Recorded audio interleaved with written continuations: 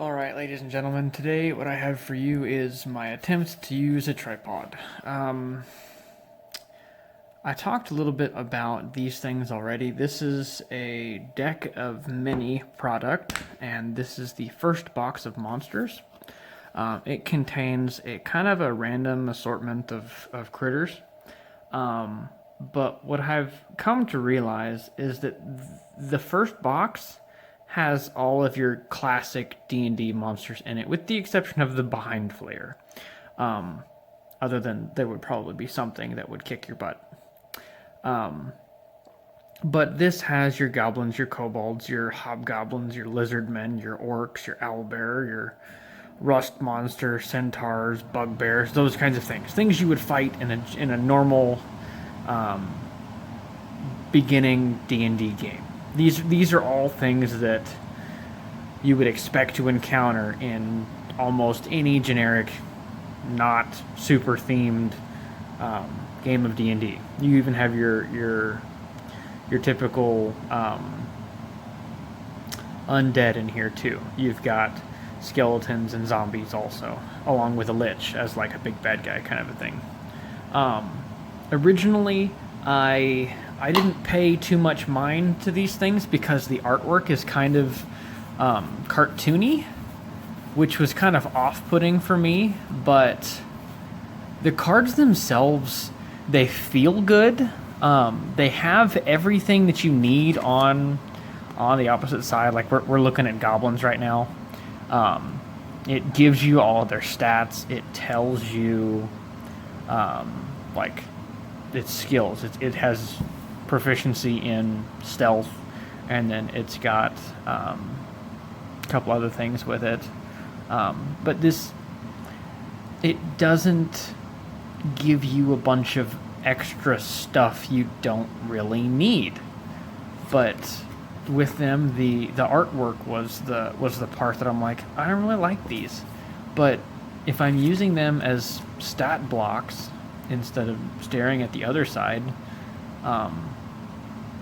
then it really has everything you need, and it feels good in your hand. I know that there are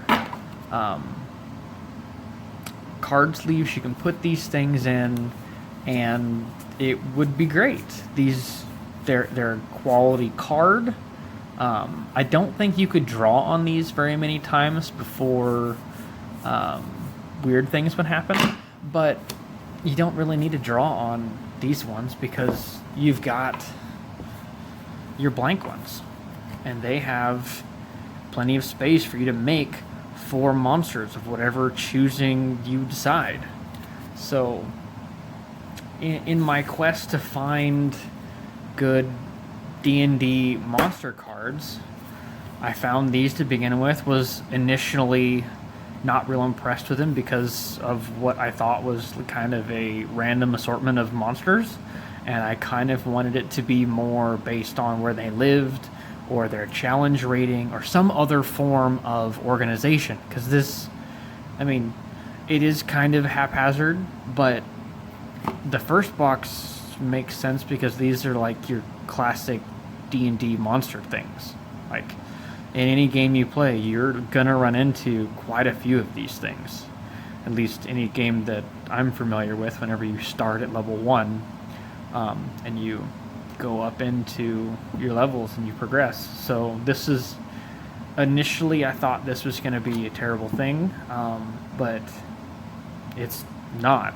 It gives you everything you need. The art is kind of cartoony, but that's really the only legitimate critique I have for them. And their assortment's weird. But, so, that being the case, I went out and I found the D&D, the who makes this? Wizards. Yeah.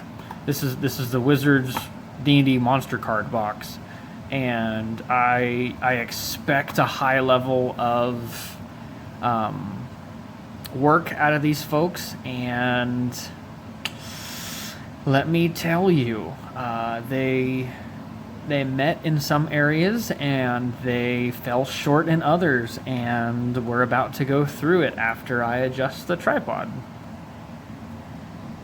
Alright, well, I have now adjusted the tripod. Hopefully I'll cut off a little bit less of what we're seeing. So, Wizards has 2 boxes of monster cards that I've picked up. They are sorted by challenge rating, which is something favorable in my opinion. Because if you're, I don't know, only working on levels 1 through 3, then maybe you only need this box. And even if you get to level 5, you're like, hey, there are still things in here that are challenge rating 5. I don't know how you guys play games, but whenever I play games, I tend to throw lots of the same thing at people to increase the difficulty. Because in 5th edition, whenever you have less actions than the enemies do, it becomes much more difficult to kill them and make the battle into your favor due to no reason other than the 4-letter dirty word of math. If the enemy has more actions than you do, then they have more potential to kill you than you have potential to kill them, even if you're fighting goblins or zombies or skeletons or any other low challenge rating level thing inserted here, like these guys. So this box is probably all I'm gonna need for a long time, but I tend to jump in with both feet, so I got the next box too. Part of the reason I didn't go for the 17 through 20 whatever the next set of things is some of these things we may not use. I've never ran a game where we've gotten this far, partly because schedules fall apart and other things happen. That and I play a lot of video games, and I kind of like just grinding through stuff and fighting bigger versions of what I'm already familiar with.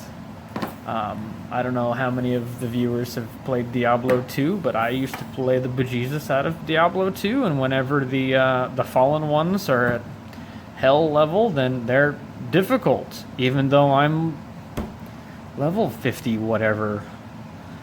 The little suckers that I used to kill in one hit now are actually a little bit more of a challenge because they've got resistances and so on and so forth, and I intend on doing that with my low level guys. So that's kind of the flavor of the games that I run. But let's go ahead and look at the actual cards. So this is the challenge rating 0 to 5 cards. They're in 3 stacks when you open it up. There are 2 stacks that are normal card size, where you've got the picture of the thing on the front side, and then you have all of the relevant information on the back side. And for the majority of the critters, this is all you need. I believe this is the same artwork as it is in the in the monster manual. But whenever you get to something, you flip it over, you look at all the things, and it tells you everything you need to know. But these cards, these seem like they're a little bit more durable than the deck of mini cards are. They have a kind of a plastic film on them to where I think you could write on these a couple times and you'd probably be fine, because I think there's actually a plastic layer between your eyeballs and the artwork, where I don't think that's the case with the deck of mini cards monsters. But you've got all kinds of things in here. This is it's a challenge rating 5 critter. But yeah, it tells you everything you need to know except like all that fun stuff that you actually get in the monster manual, which is where it comes from. And but this is a supplement to your monster manual, not a replacement for a monster manual. The same thing with the deck of mini cards, or the deck of mini monster cards. But what I'm going to end up doing is I will just end up sorting these into where they belong, and by belong I mean where do they live. So I don't try to pull these things whenever I should be looking for gargoyles or, well, no, those are pretty. But the ghouls and the gas, they actually have the same artwork because they're on the same page in the monster manual, and they're very similar, but the differences are kind of a big deal. I would pick fungus to go, hey, you're not going to fight these things whenever you would fight, well, where would it be? Not nighttime ever, or damp. Maybe griffins. Maybe griffins are a good example. Maybe you're not going to fight griffins and fungus in the same time, but they're in the same deck, and their deck isn't exactly organized in, well, I suppose these are in alphabetical order, but I don't know about you, but I usually have to sing my ABCs to get through the alphabet, because that's just not something that became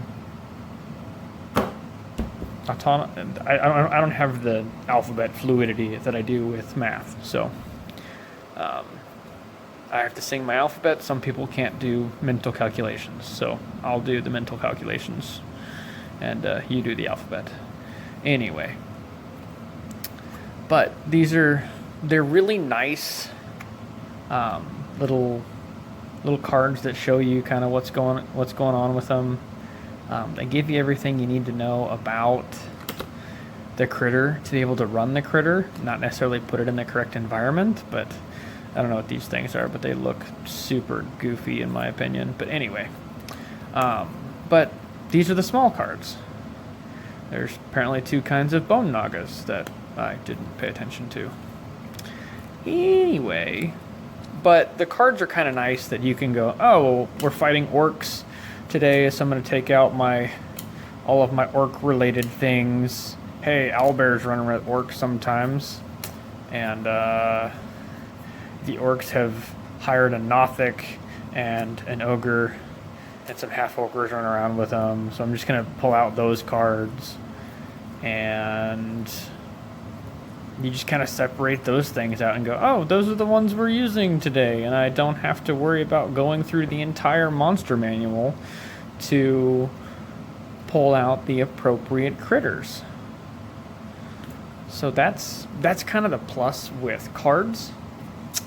So I might go back through the other one and grab all the goblin things, because they might be bugbear chief. Let's see. Nope, those are demon, devil things. I don't remember. I think they're creature types on here somewhere. Devil. There we go. Right up there. Oop, off camera. Sorry about that, folks. First time I've actually used a tripod in quite a while. I'm not gonna grab those. Nope. Goblin boss. Yeah. So, hobgoblins. So yeah, I think I've grabbed all the critters that I want for what could possibly be running around, and now I have this stack of cards. I'm gonna move this stack real quick. So I got my hobgoblin captain, hobgoblins, goblin boss, goblin, Etten, bugbear chief, bugbear, troll, ogre and a half ogre, a Nothic for reasons, and then some, I pulled all these things that I could possibly run into during the encounter and go, okay, well, if we're fighting goblins, then I need this one. And somebody's obviously going to be in charge of the goblins, so there's going to be a goblin boss. Or maybe there's a hobgoblin in charge of the goblins. Or maybe there's a bugbear in charge of the goblins. Either way, I just grab the card and I have it as a quick reference in front of me. So if we're fighting goblins, I know that they should have... I'll wait for this thing to refocus. They've got... Focus on here. Here we go. They've got 2d6 hit points, which is an average of 7. They've got a speed of 30. They don't have their scores up here, but they do have the relevant modifiers, which in most cases is plenty. But I suppose that would be one difference between that card and the deck of mini card. Right now I'm looking for the goblin. I found the goblin, so let's just compare and contrast the goblin right now. I'm going to move all these things out of the way. I think I've proved my point with that. So I think you can tell what I mean by the deck of many card is much more cartoony than the one I was actually looking for. The information is organized a little bit differently. I don't think that one of them is necessarily better than the other one. They both are claiming the same information, just organized in a different format. The deck of many does give me the ability score in addition to the modifier, as opposed to just the modifier. But I think that's the only information that one of them gives that the other one doesn't give. And where this one has just the name of the thing on the front, where this one has the name of the thing, its classifications, and its challenge rating on that side. But those are all on this side too. So it's just they're organized a little bit differently. Their feel is very different. Like you can tell, if I can get it to do it again, they both have some sheen to them, but you can tell that one of them is definitely shinier than the other one, and that's because this one, the one on my right, has a considerable film to it, where this one, it feels much more like your regular playing card, where this is a regular playing card wrapped in plastic that never is gonna come off. So yeah, that's kind of the differences between these. One of the other things is that the Wizards cards come in 2 different sizes. That's one of the things I don't like about the Wizards cards, because the Rug of Smothering, it's got a little bit more information than what would be covered in just one card, but they decided to put it into a big card because they didn't want to shrink this into that space, which for this arguably could have been done. But like for a Banshee, there's a bit more text here. So I understand why it's on 2 cards. If they had a bigger card, then maybe it wouldn't be as big of a deal. But it's not that much different as far as the size goes, other than I don't know where I'm going to get card sleeves for this card. Other than Wizards probably makes one specially for it, and that's kind of to suck money out of my pocket. But that's what companies are supposed to do. If they make good products, they're supposed to get you to buy them. And I don't know that I'm going to use some of these things enough to be able to need a card for it. Like this one, the tentacle stuff probably could have been squeezed onto there with a little bit of spacing differences, but they want to keep it consistent. But you can use a little bit less words, and it totally would have fit on there. Now this definitely wasn't gonna fit onto one card. So there you have it. These cards also don't fan out real well. They get stuck together pretty easy right out of the package. I don't know if that's because they need to have the little bit of skin oil in order to be able to function normally. Like there are 2 cards here. Those separated fairly easy. Let's see if I can find another one that's a little more difficult. I think I already broke these ones up. But these cards, I don't know if you can hear that, but they sound weird for cards. I'm going to put these all over here for a second, scoot those out of frame, and then bring in the other ones. These are the cards that I probably won't use very often, and I may grab just kind of set up as like a boss monster or something. But you got Chimera, Cyclops, whatever that word is. You have to forgive me on some of these pronunciations. That thing's just hideous. What is that? I think you fight that in a, what's that game called? Hero Quest. But that's like a super old game. And, but yeah, they're here, and you've got all the information that you need. It's got multi-attack, because it attacks twice with its Great Club, or it makes one attack with its Great Club and uses Evil Eye once, and it tells you what Evil Eye is, and then tells you what it does. So it's kind of neat.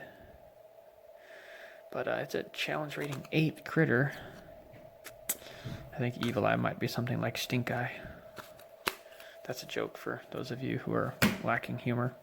But yeah, this is all the same artwork that you're gonna find in the monster manual, and I mean, it's all pretty cool stuff.